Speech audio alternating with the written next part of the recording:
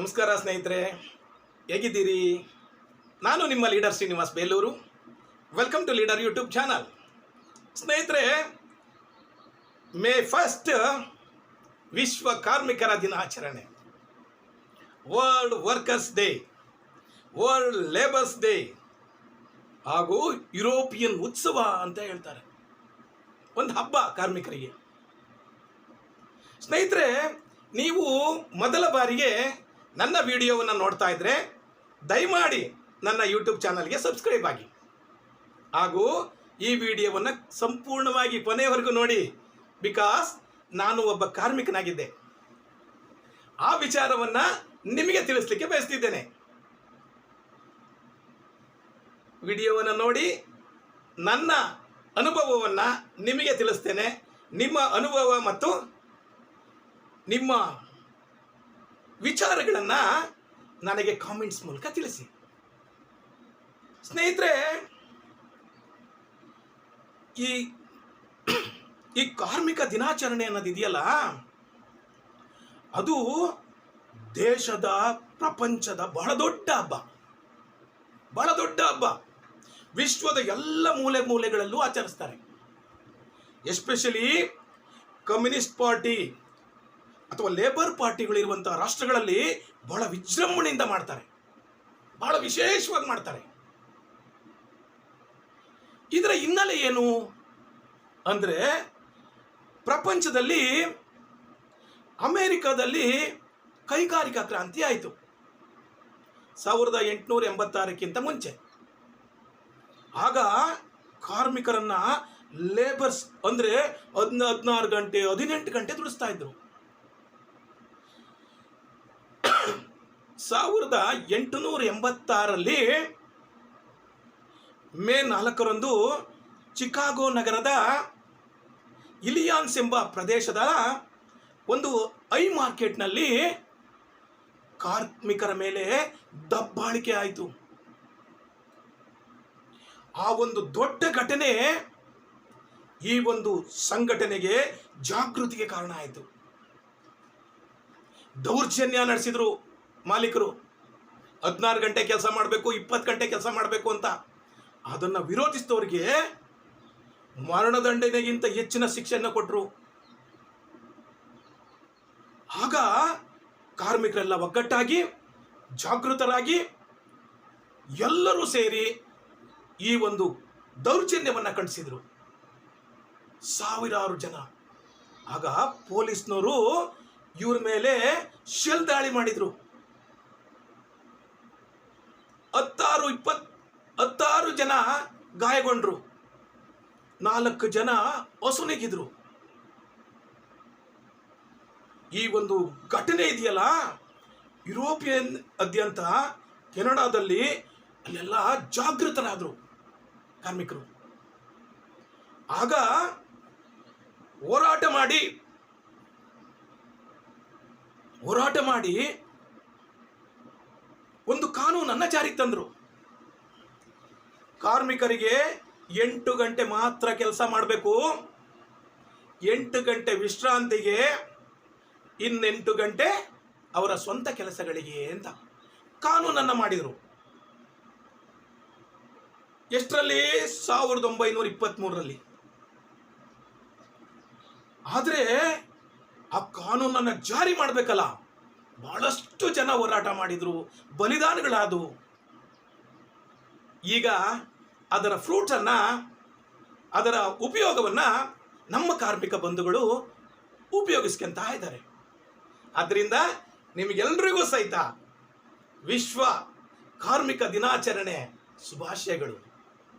ರಾಷ್ಟ್ರೀಯ ಹಬ್ಬವನ್ನು ಆಚರಿಸೋಣ. ಸ್ನೇಹಿತರೆ, 1923ರಲ್ಲಿ ಮೊದಲ ಬಾರಿಗೆ ನಮ್ಮ ದೇಶದಲ್ಲಿ ಈ ಹಬ್ಬವನ್ನು, ರಾಷ್ಟ್ರೀಯ ಹಬ್ಬವನ್ನು ಆಚರಿಸಲಾಯಿತು. ಭಾಳಷ್ಟು ಜನ ಲೆನಿನ್ವಾದಿಗಳು, ಕಮ್ಯುನಿಸ್ಟ್ವಾದಿಗಳು, ಮಾರ್ಕ್ಸ್ವಾದಿಗಳು ಎಲ್ಲ ಸೇರಿ ಈ ಒಂದು, ಆಮೇಲೆ ಸಮಾಜವಾದದ ಹಿನ್ನೆಲೆ ಇದ್ದಂಥವ್ರು, ಎಲ್ಲರನ್ನು ಸಮಾನವಾಗಿ ಕಾಣಬೇಕು ಅನ್ನುವಂತಹ ಮನಸ್ಥಿರ ರೀತಿ ಇರುವಂತಹ ಬಹಳ ಉತ್ತಮವಾದಂತಹ ಜನ ಎಲ್ಲ ಸೇರಿ ಈ ಒಂದು ಹಬ್ಬವನ್ನು ಪ್ರಾರಂಭ ಮಾಡಿದರು.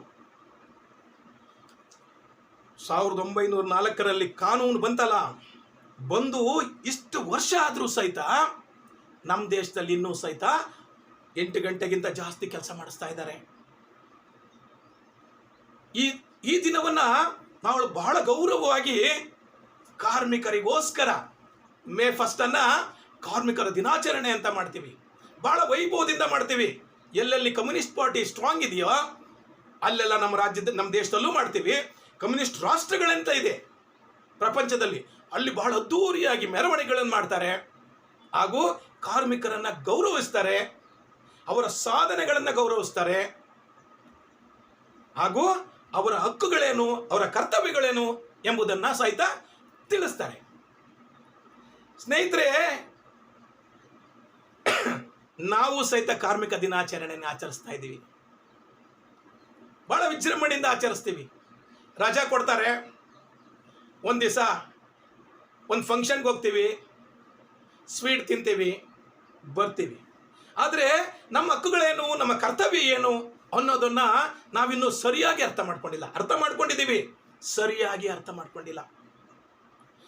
ಎಲ್ಲ ಸರ್ಕಾರಗಳು ಸಹಿತ ಕಾರ್ಮಿಕರ ಪರವಾಗಿದೆ ಅಂತ ಹೇಳ್ತವೆ ವಿನಃ ಕೆಲವೊಂದು ಸಂಸ್ಥೆಗಳಿಗೆ ಇನ್ನೂ ಸಹಿತ ದ್ರೋಹ ಮಾಡ್ತಾನೇ ಬಂದಿದೆ. ಸ್ನೇಹಿತರೆ, ನಾನು ಒಂದು ನೋವಿನ ಸಂಗತಿಯನ್ನು ನಿಮಗೆ ಹೇಳಲಿಕ್ಕೆ ಬಯಸ್ತೇನೆ. ನಾನು ಸಹಿತ KSRTCಲಿ ಕಂಡಕ್ಟರ್ ಆಗಿದ್ದೆ. ಪುತ್ತೂರು ಡಿಪೋದಲ್ಲಿ ಕೆಲಸ ಮಾಡಿದ್ದೀನಿ, ಸಕಲೇಶ್ಪುರ ಡಿಪೋದಲ್ಲಿ ಕೆಲಸ ಮಾಡಿದ್ದೀನಿ, ತುರುವೇಕೆರೆ ಡಿಪೋದಲ್ಲಿ ಕೆಲಸ ಮಾಡಿದ್ದೀನಿ, ಚಿಕ್ಕಮಗಳೂರು ಡಿಪೋನಲ್ಲೂ ಕೆಲಸ ಮಾಡಿದ್ದೀನಿ. 20 ವರ್ಷಗಳ ಕಾಲ ಕೆಲಸ ಮಾಡಿದ್ದೀನಿ. ಆಗ ನಮಗೊಂದು ಬೇಡಿಕೆ ಇತ್ತು. ಏನಪ್ಪ ಬೇಡಿಕೆ ಅಂದರೆ, KSRTC ಕರ್ನಾಟಕ ಸ್ಟೇಟ್ ಟ್ರಾನ್ಸ್ಪೋರ್ಟ್ ಕಾರ್ಪೊರೇಷನನ್ನು ಸರ್ಕಾರಿ ಸ್ವಾಮ್ಯದ ಸಂಸ್ಥೆಯನ್ನಾಗಿ ಮಾಡಿ ಅಂತ. ನಮಗೆ ಸರ್ಕಾರ ಸಂಬಳ ಕೊಡಿ ಅಂತ, ಬೋರ್ಡನ್ನು ತೆಗೆದುಬಿಡಿ ಅಂತ. ಆಮೇಲೆ ಇವತ್ತು ಸಹಿತ ನಮ್ಮ ನೌಕರರು 8 ಗಂಟೆ ಕೆಲಸ ಮಾಡಬೇಕು, 10 ಗಂಟೆ 12 ಗಂಟೆ ಕೆಲಸ ಮಾಡಿದ್ರು ಸಹಿತ OT ಕೊಡೋದಕ್ಕೆ, ಅಂದರೆ ಓವರ್ ಡ್ಯೂಟಿ ಕೊಡಬೇಕಲ್ಲ, ಓವರ್ ಟೈಮ್ ಆಗಿದ್ದು ಸಂಬಳ ಕೊಡಬೇಕಲ್ಲ, ಅದನ್ನು ಕೊಡಲಿಕ್ಕೆ ಅಧಿಕಾರಿಗಳು ಸತಾಯಿಸ್ತಾರೆ. ಏನೋ ಇವ್ರು ಅಜ್ಜು ಮನೆ ತಂದು ಕೊಡೋರಂಗೆ ಆಡ್ತಾರೆ.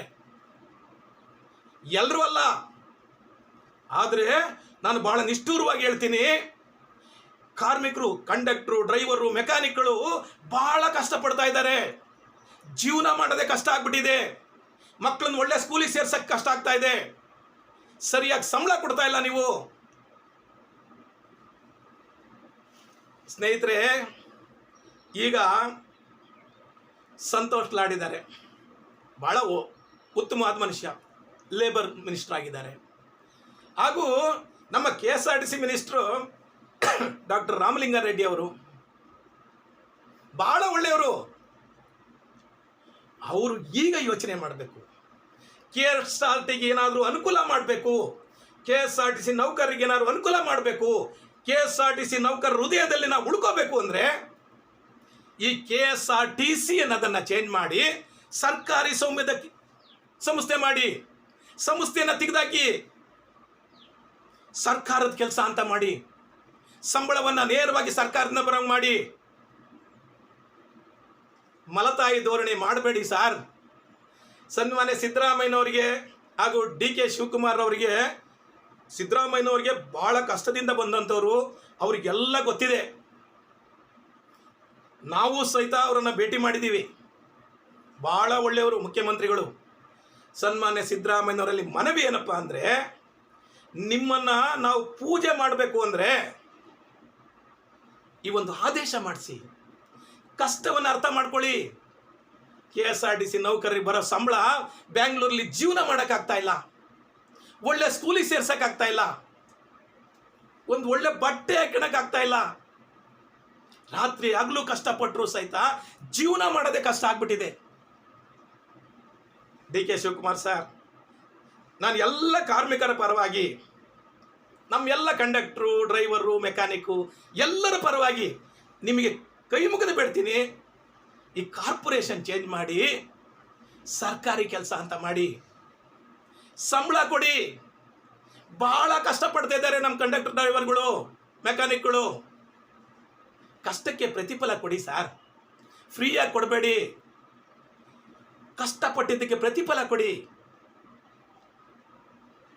ನಾನು ಒಬ್ಬ ಕಂಡಕ್ಟರ್ ಆಗಿ, ಮಾಜಿ ಕಂಡಕ್ಟರ್ ಆಗಿ ನಿಮ್ಮಲ್ಲಿ ಕೈ ಮುಗಿದು ಬೇಡ್ತಿದ್ದೀನಿ. ನಾನು ಕೆಲಸ ಬಿಟ್ಬಿಟ್ಟೆ. ಯಾಕೆ ಹೇಳಿ? ನನ್ನ ಮಕ್ಕಳನ್ನ ಓದ್ಸೋಕ್ಕಾಗಲ್ಲ ಅನ್ನೋ ಅನುಮಾನ ನನಗೆ ಸ್ಟಾರ್ಟ್ ಆಗ್ಬಿಡ್ತು. ನಾನು ಬೆಂಗಳೂರಲ್ಲಿದ್ದೆ. ಬೆಂಗಳೂರಲ್ಲಿ ಬಾಡಿಗೆ ಕೊಟ್ಕೊಂಡು ಆ ಸಂಬಳದಲ್ಲಿ ಬದುಕದೇ ಕಷ್ಟ ಆಗ್ತಾ ಇತ್ತು.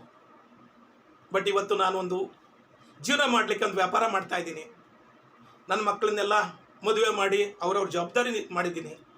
ಇದಕ್ಕೆಲ್ಲ ಕಾರಣ ಏನು? ನೀವೇ. ಬಟ್ ಎಲ್ರಿಗೂ ಇದು ಆಗಲ್ಲ. ಆದ್ದರಿಂದ ನಿಮ್ಮ ಕೈ ಮುಗಿದು ಮನವಿ ಮಾಡ್ತೀನಿ, ಸರ್ಕಾರಿ ಕೆಲಸ ಮಾಡಿ ಸರ್. ಬಡ ಕಾರ್ಮಿಕರನ್ನ ಬದುಕಲು ಬಿಡಿ. ಅವರು ಒಳ್ಳೆ ಜೀವನ ನಡೆಸಲಿ. ನಿಮ್ಮ ಮಕ್ಕಳಂಗೆ ಬದುಕಲಿ ಸರ್. ನಾವು ನಿಮ್ಮ ಮಕ್ಕಳು ಅಂತ ತಿಳ್ಕೊಳ್ಳಿ. ಈ ವಿಚಾರ ಸತ್ಯ ಇದ್ರೆ ಲೈಕ್ ಮಾಡಿ. ಹಾಗೂ ನನ್ನ ಯೂಟ್ಯೂಬ್ ಚಾನಲನ್ನು ನಾನು ಭಾಳ ಖುಷಿಗೋಸ್ಕರ, ನನ್ನ ವಿಚಾರಗಳನ್ನು ತಿಳಿಸ್ಲಿಕ್ಕೋಸ್ಕರ ಎಲ್ರಿಗೂ ಒಂದು ಯೂಟ್ಯೂಬ್ ಚಾನಲ್ ಮಾಡಿದ್ದೀನಿ, ಲೀಡರ್ ಯೂಟ್ಯೂಬ್ ಚಾನಲ್ ಅಂತ. ನೀವೆಲ್ಲರೂ ಸಬ್ಸ್ಕ್ರೈಬ್ ಆಗಿ. ಹಾಗೂ ಈ ಉತ್ತಮ ವಿಚಾರವನ್ನು ಎಲ್ರಿಗೂ ತಿಳಿಸಿ, ಸನ್ಮಾನ್ಯ ಸಿದ್ದರಾಮಯ್ಯನವರಿಗೂ ತಲುಪುವಂತೆ ತಿಳಿಸಿ. ಸ್ನೇಹಿತರೆ, ನನ್ನ ವಿಡಿಯೋ ನೋಡಿದ್ದಕ್ಕೆ ನಿಮಗೆಲ್ಲರಿಗೂ ಧನ್ಯವಾದಗಳು. ಶರಣಾರ್ಥಿ. Thank you very much.